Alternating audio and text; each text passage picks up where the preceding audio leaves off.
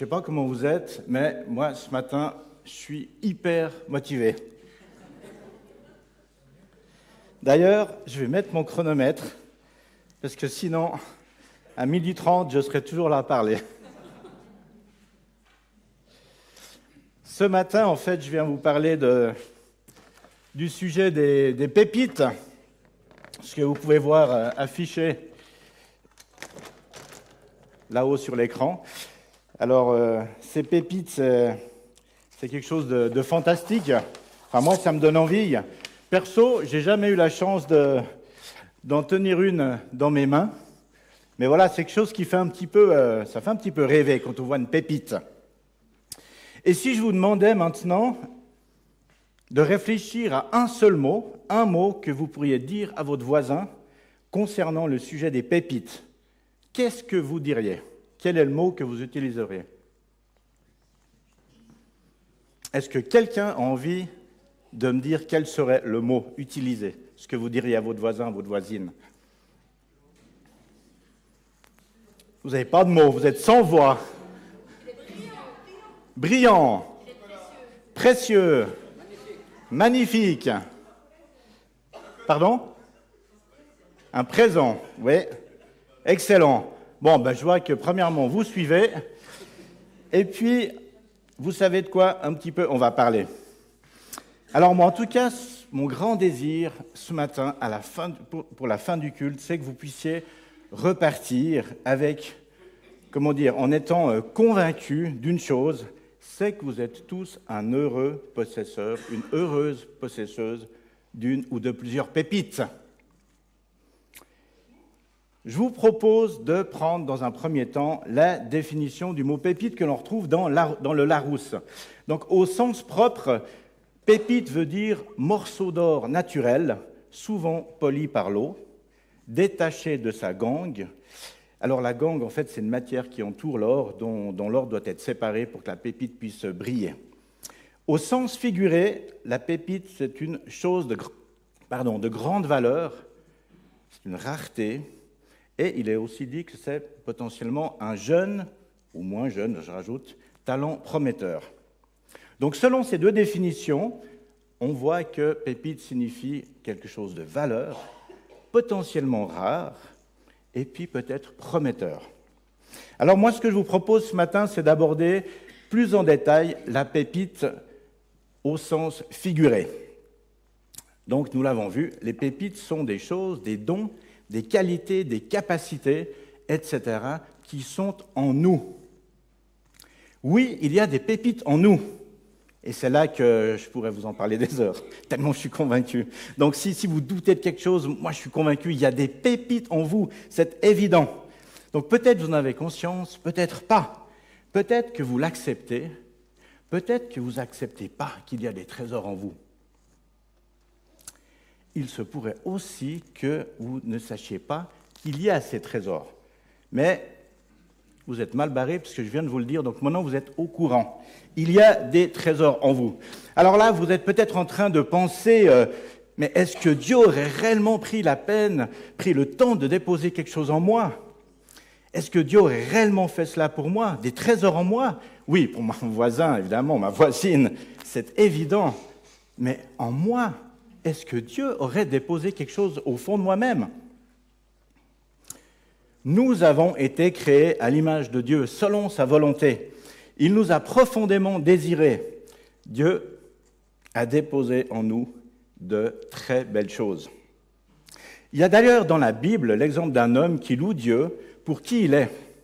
Je vous propose de lire le verset 14 du psaume de David, verset 14 du psaume 139. « Je te loue d'avoir fait de moi une aussi grande merveille. Ce que tu réalises est prodigieux, je le reconnais bien. Je te loue d'avoir fait de moi une aussi grande merveille. » C'est David qui loue Dieu pour qui il est. David, il loue Dieu. Il est reconnaissant l'homme qu'il est, reconnaissant l'œuvre de Dieu dans sa vie. Alors est-ce que David était fondamentalement différent de nous, des hommes et des femmes que nous sommes ? C'est une question qu'on pourrait se poser. Est-ce que le fait que David loue Dieu signifie qu'il était un homme irréprochable.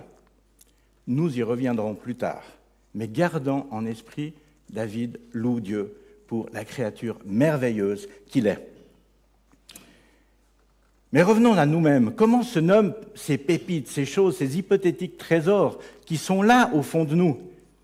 Quels sont leurs petits noms? Alors moi j'y ai réfléchi et je me suis dit, qu'est-ce qu'il pourrait y avoir? Eh bien je crois qu'une de ces pépites pourrait se nommer la créativité.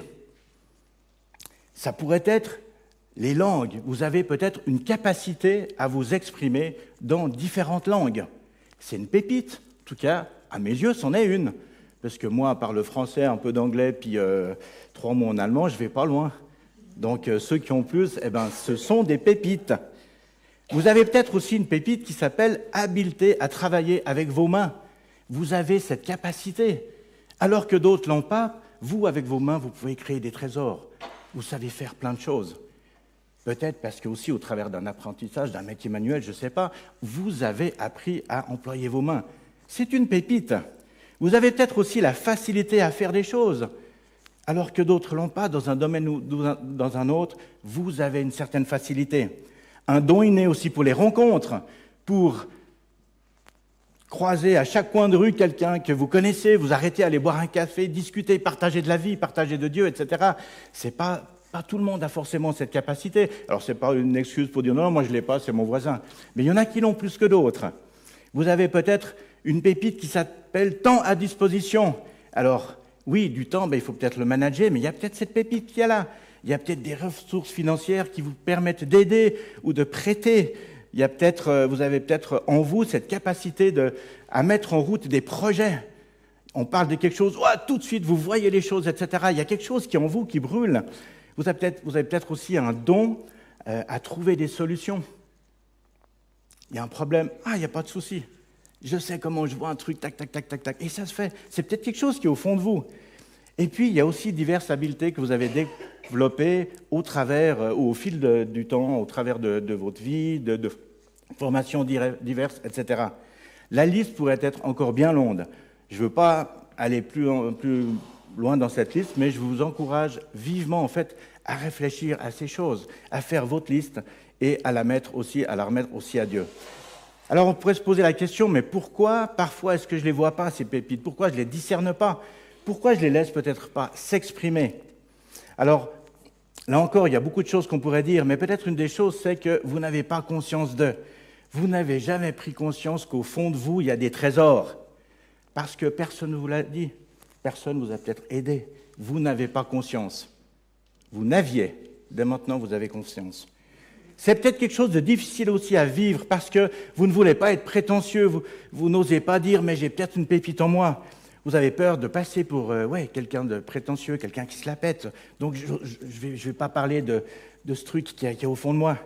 Vous avez peut-être été aussi blessé, meurtri dans l'Église, et puis à cause d'une situation ou d'une autre, vous êtes là à vous dire, mais non, moi, en tout cas, avec ce que j'ai vécu dans un cadre même élargi de l'Église, les responsables de l'Église, ils peuvent toujours rêver que je m'engage. Ok, peut-être c'est ce qui vous empêche de mettre en avant quelque chose qui est en vous. Peut-être que vous dites aussi, moi, je suis nul, jamais. De toute façon, mes capacités, je ne veux pas y croire. Mes capacités musicales, ça ne vaut même pas la peine que je les exprime. De toute façon, je suis nul, etc., etc. Vous avez peut-être aussi une vie à 1000 à l'heure. Vous avez passé votre existence à fonctionner à 1000 à l'heure.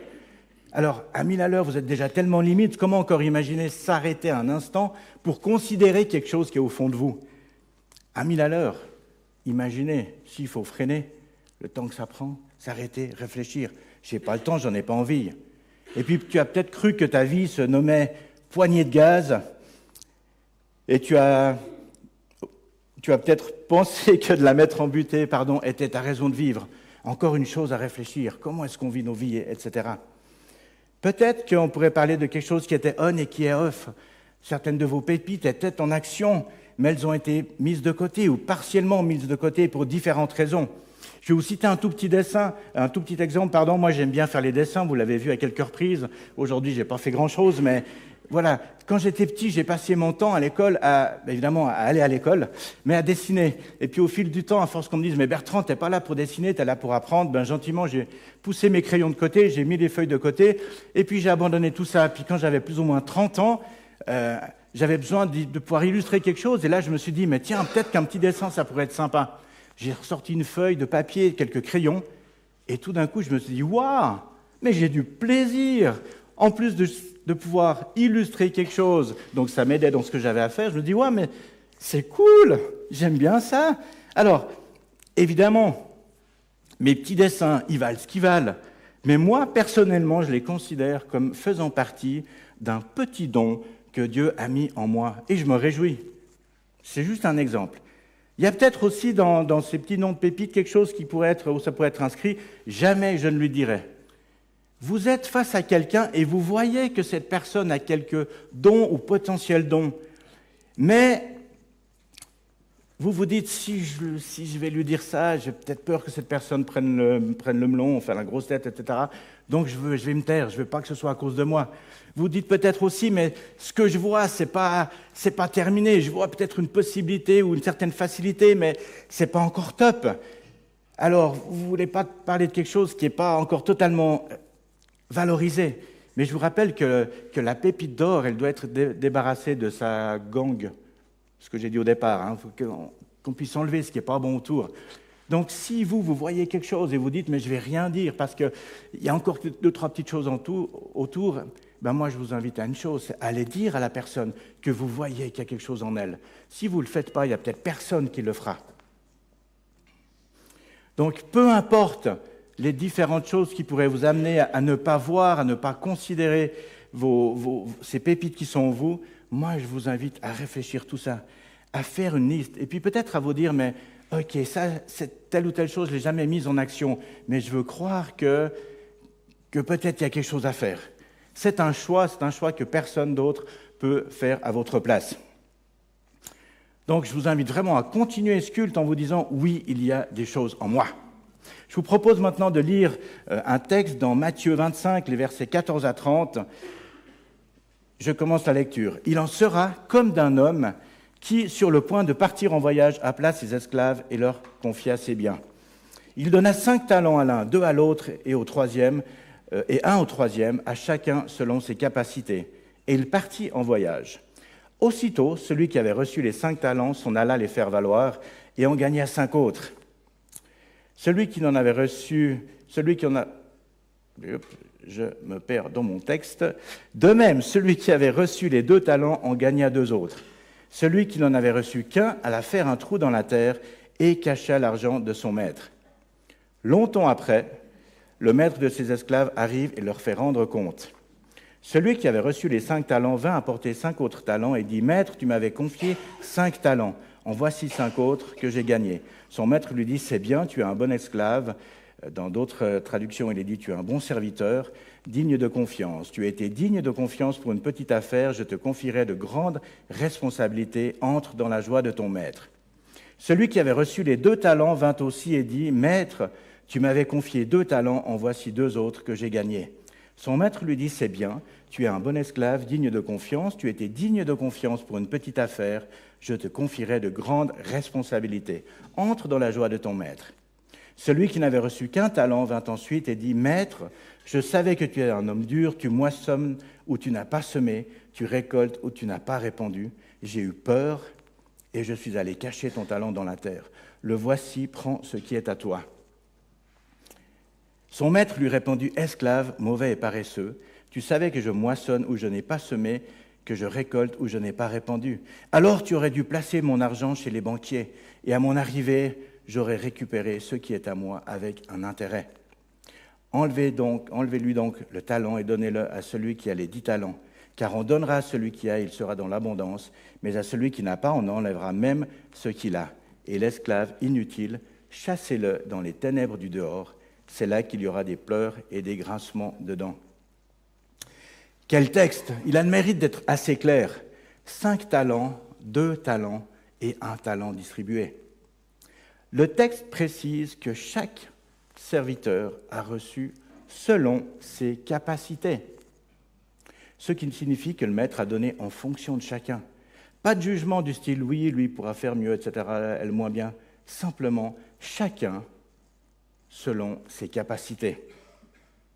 Aux deux qui ont multiplié ce qui leur a été confié, Dieu a dit « c'est bien, tu es un bon esclave, un bon serviteur, digne de confiance. Tu as été digne de confiance pour une petite affaire, je te confierai de grandes responsabilités. Entre dans la joie de ton maître. » Et à celui qui en avait qu'un et qui n'en a rien fait, qui a dit « j'ai eu peur et je suis allé cacher ton talent dans la terre », le maître a répondit, serviteur mauvais et paresseux. La peur a empêché le serviteur de faire fructifier l'argent qu'il avait reçu. Formulé différemment, sa peur l'a motivé à ne rien faire. Alors cette parabole, je crois qu'elle met en lumière notre responsabilité, celle d'agir et de faire fructifier ce que Dieu nous a confié. Et encore une fois, ça peut être les dons, des opportunités, etc., ce qu'on vient de voir.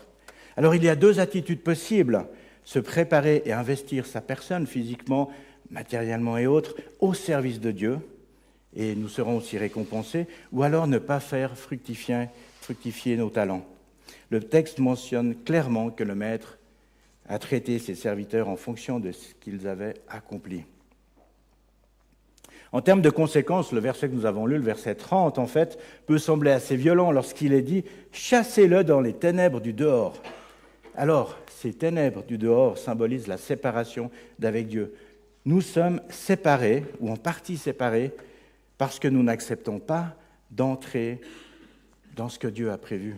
Par négligence, par incrédulité, par peur, par flemme, nous ne voulons pas entrer ou mettre en pratique, mettre à profit ce que Dieu a mis au fond de nous. Alors, par rapport à ces talents, est-il facile de les faire fructifier ? J'aimerais aborder un petit aspect qui rend parfois les choses un petit peu difficiles. Nous ne sommes, dans notre vie, pas toujours alignés avec nous-mêmes. Et dans notre manque d'alignement, en fait, il nous arrive, par exemple, de ne pas nous aimer. Je ne m'aime pas. Alors, ce genre de situation est tout sauf évident à gérer. Surtout lorsqu'on lit cette deuxième partie du verset 39 dans Matthieu, dans le chapitre 22 de Matthieu, qui dit « Tu aimeras ton prochain comme toi-même ». Imaginez un petit peu votre situation ou celle d'un ami proche. Selon la parabole des talents, Dieu vous demande de faire fructifier votre amour pour votre prochain. Mais ce qui vous saute aux yeux, c'est votre incapacité à vous aimer vous-même. Moi, premièrement, je ne m'aime pas. Alors tu vois, aimer les autres. Comment est-ce que je pourrais aimer quelqu'un encore plus ? Comment est-ce que je pourrais l'aimer à l'image de la manière dont je m'aime moi-même ? Dans vos têtes, il y a un petit peu comme une impasse. Et puis, malheureusement, cette parabole des talents a tendance à tomber un peu comme une condamnation sur vous-même.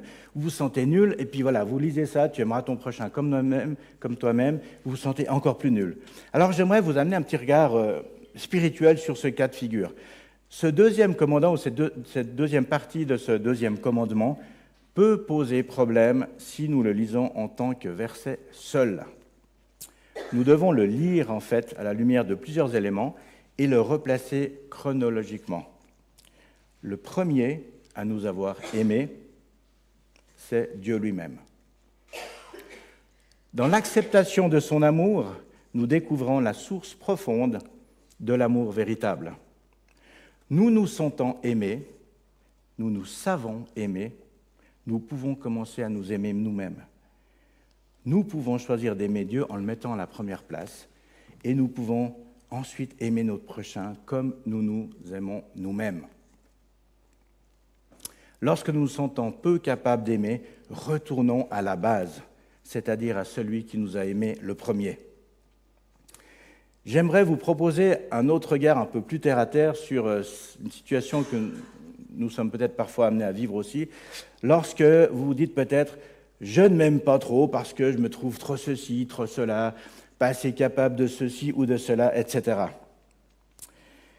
Nous l'avons vu, nous devons prendre en fait soin de nous spirituellement, mais je crois qu'il est aussi extrêmement important que nous prenions soin de nous-mêmes d'un point de vue physique. Dieu nous a créés avec un corps qui a des besoins comme dormir, manger, faire un minimum de sport peut-être pour garder un minimum de forme, etc. Pour cela, nous devons mettre des priorités. Peut-être enlever 2-3 choses de notre planning, nous offrir un moment sympa, etc. Une fois reposés et plus décontractés, nous serons ensuite bien plus à même d'être avec les autres. Quelque chose qui est très important. Prendre soin de soi-même n'est pas, comme nous avons tendance à le penser, notamment parfois à l'Église, quelque chose d'égoïste. C'est une question d'équilibre. Nous devons prendre soin de nous d'un point de vue spirituel, mais d'un point de vue physique aussi. Alors attention, n'allez pas dire « ouais, un de nos pasteurs m'a dit que je dois faire 12 heures de sport par semaine, annuler tous les rendez-vous, etc. etc. » Non. Il y a un curseur à placer au bon endroit et je suis certain qu'avec un peu de sagesse et peut-être l'aide de Dieu, vous en serez capable. En résumé, si nous ne prenons pas soin de nous, nous risquons de nous laisser aller, de nous dévaloriser. Nous risquons aussi de nous éloigner de Dieu, de nos amis, des relations, etc. Et Dieu nous demande de prendre soin de la création. Et la création, c'est aussi les personnes que nous sommes. Prendre soin de nous. Alors, maintenant, je vais aborder autre chose. Comment faire pour découvrir nos pépites ? Comment être sûr que ce que nous considérons peut-être comme des pépites, comme des trésors, le sont réellement ? Alors, je vous dirais, dans un premier temps, faites peut-être une liste des pépites que vous pensez posséder.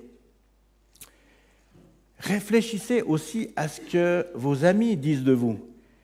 Dixit, « Ah, mais t'es tellement doué pour ceci ou pour cela ». Prenez ce genre de remarques en considération. Repensez peut-être à certaines phrases ou certaines choses que vous avez en tête et qui, pour diverses raisons, vous ne les acceptez pas. Quand on vous dit peut-être « oui, mais tu sembles doué », etc., peut-être que vous ne pouvez pas accepter ces choses-là. Pensez aussi à cela, mettez ça aussi sur une liste. Prenez un temps de prière, demandez à Dieu s'il désire vous révéler quelque chose de nouveau, quelque chose par rapport à une partie de vous que vous connaissez déjà. Prenez ensuite une feuille, vos tablettes ou peu importe, et faites, et c'est ce que j'ai essayé d'imager là, vous faites une petite colonne, un petit tableau avec des colonnes. Alors c'est vraiment un exemple, mais moi des fois j'aime bien les exemples, des fois je trouve qu'il faut être un petit peu pratique, un petit peu concret. Et là par exemple, vous faites une colonne, vous mettez déjà en action, à mettre en action, selon les amis, et Dieu me montre que. Alors dans la première partie, c'est relativement simple, vous pensez à vous et vous dites « Ah ben moi j'ai un don pour la musique, super, on le note ici. » Je vais noter musique, on va faire un petit exemple. Voilà, vous avez un don pour la musique qui est déjà en action. Vous avez peut-être quelque chose par rapport à la jeunesse, vous appréciez beaucoup, etc., un don pour être avec la jeunesse.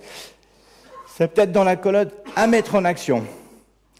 Peut-être, je mets 3 petits points, vos amis vous disent il y a telle ou telle chose, etc. Alors vous mettez ça, vous n'êtes pas convaincu, mais c'est ce que vos amis disent de vous. Vous mettez ça dans cette colonne.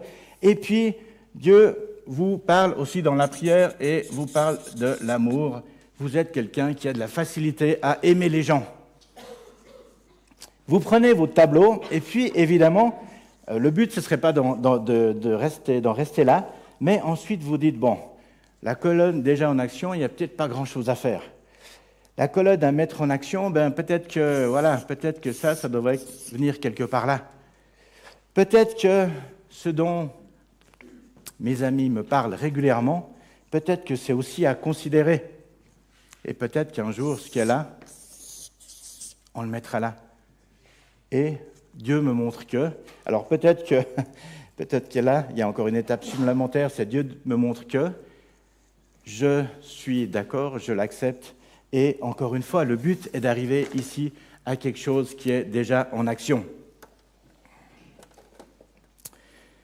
Par rapport aux différentes choses à éviter en ce qui concerne les talents, Il y a, comme nous l'avons déjà vu au travers de la lecture de la parabole, l'inaction par peur ou, je rajouterais, par comparaison. Souvent, nous nous disons, ouais, je pourrais faire ceci ou cela, mais en fait, telle autre personne ferait ça beaucoup mieux. Et on entre dans la comparaison. Donc, il y a souvent deux effets qui sont liés à ça. C'est que premièrement, du coup, on se sent moins, voilà, je suis moins doué, etc. que l'autre. Mais souvent, ce qui s'ensuit, c'est qu'on ne va rien faire. Et puis là, voilà, on se retrouve dans le cas du troisième serviteur qui a juste creusé, qui est juste allé cacher le talent qu'il avait. Donc, mettons de côté la comparaison. Mettons de côté notre peur. Avoir peur, ce n'est pas quelque chose de dramatique. Si on a peur, reconnaissons-le. Mais ensuite, agenouillons-nous devant le Seigneur. Remettons-lui notre peur. Et que de cette peur, il puisse en être quelque chose. Alors, vous vous dites peut-être encore, oui, mais moi, de toute façon, je suis quand même pas assez ceci, pas assez cela, etc. Je ne suis pas assez parfait.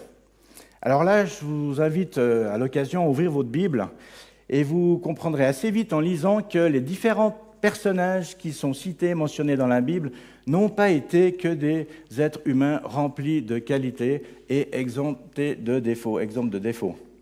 Mais il y avait des pépites en eux et ils ont accepté de mettre en action, de mettre en œuvre ces pépites. Je vais en citer quelques-uns. Paul, par exemple, dans ce que je mettrais du côté des pépites, il avait une persévérance pour annoncer l'Évangile, malgré les persécutions. Paul nous parle aussi d'une faiblesse qui existait dans sa vie. Il était affecté par une écharde dans la chair. Donc il n'y avait pas que des pépites, il y avait aussi... Mais dans les pépites, il persévérait. David qui était petit et frêle face à Goliath. Dans les pépites, on pourrait dire il avait une foi audacieuse. C'est aussi celui qui a écrit les psaumes dont nous sommes les heureux bénéficiaires. Ces psaumes qu'il a écrits tout au fil de sa vie. Mais dans ses faiblesses, il faut aussi voir qu'il a commis l'adultère avec Bathsheba. Et pour cacher cet adultère, il s'est encore arrangé pour que le mari de cette femme soit emmené sur le champ de bataille et soit tué. David, il n'avait pas que des pépites. Il y avait des faiblesses et on pourrait même mettre autre chose que faiblesses, des choses terribles. Mais ces pépites, il a su aussi les utiliser. Moïse, en fait, du côté des pépites, il y avait l'humilité, l'obéissance. Il a accepté de conduire le peuple hébreu hors d'Égypte, malgré sa crainte et ses limitations à lui. Il est aussi celui que Dieu a choisi pour lui remettre les tablettes de la loi. Au niveau de ses faiblesses, la Bible nous dit il lui est arrivé d'être impatient. À Mériba, il a frappé un rocher, c'est quelque chose qu'il ne devait pas faire. Il a désobéi, en fait, à ce que Dieu lui avait demandé. C'était un homme aussi qui bégayait. Alors quand vous vous dites, oui, mais moi je ne vais pas aller parler devant parce que je ne sais pas parler de manière exceptionnelle, Moïse, en fait, c'est quelqu'un qui bégayait. Prenons l'exemple de Jérémie. Jérémie, en fait, du côté des pépites, il avait cette écoute de Dieu, cette foi, cette persévérance pour transmettre la parole. Du côté de ses faiblesses, il est aussi dit dans la parole, dans Jérémie 1, versets 6 à 7, « Je répondis, « Ah, Seigneur Dieu, je ne saurais pas parler, je suis trop jeune. » Mais le Seigneur me dit, « Ne dis pas, je suis trop jeune, car tu iras vers tous ceux à qui je t'enverrai, et tu diras tout ce que je t'ordonnerai. » Donc, Jérémie, il se sentait trop jeune. Mais Dieu lui a dit, « Tu n'es pas trop jeune. » Donc à la base, il y avait une faiblesse et il a écouté et il a obéi. Esther, du côté des pépites, elle a eu le courage, beaucoup de foi, détermination aussi. C'est elle qui était reine et qui a risqué sa vie pour sauver son peuple menacé d'extermination. Au niveau de ses faiblesses, elle a hésité un petit peu avant d'accepter sa mission. Vous relirez les différents textes. Voilà pourquoi je vous parle de ça, c'est que ce sont différents hommes, différentes femmes. Là, j'en ai pris qu'une en l'occurrence, mais c'est simplement, il y a aucune... c'est par hasard que j'ai fait ça comme ça. Mais des hommes et des femmes qui n'étaient pas parfaits, mais qui ont accepté de ne regarder pas juste à leurs faiblesses, de ne pas juste mettre la peur en avant, la comparaison aux autres, mais qui se sont dit, je vais utiliser ce que Dieu a mis en moi. Dieu désire, à partir de qui nous sommes, faire quelque chose de grand. Dieu désire nous utiliser.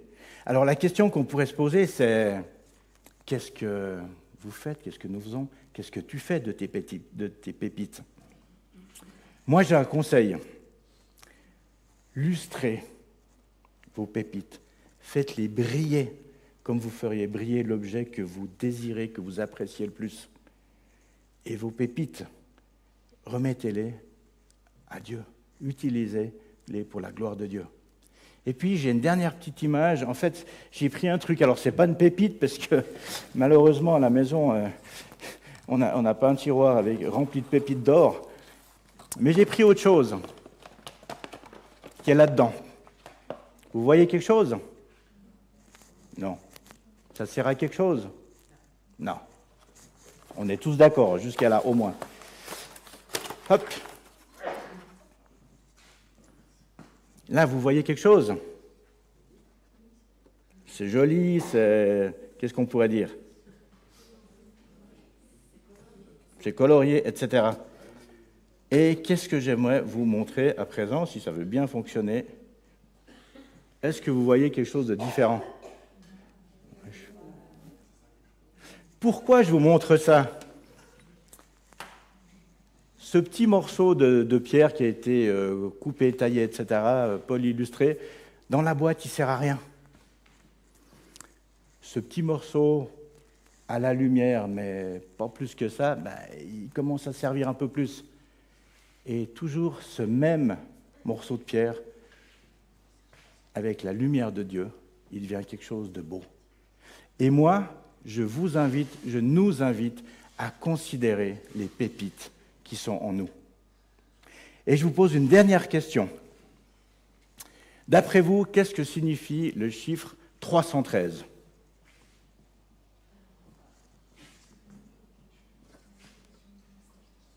Est-ce que quelqu'un a une idée? 313. Rien. Alors, 313, le nombre de pépites qu'on a en nous. Yes! 313, c'est le nombre de jours en dehors des dimanches à l'Oasis, durant lesquels vos pépites peuvent être de vrais trésors pour votre vie et celle des autres. Je vous souhaite un bon dimanche.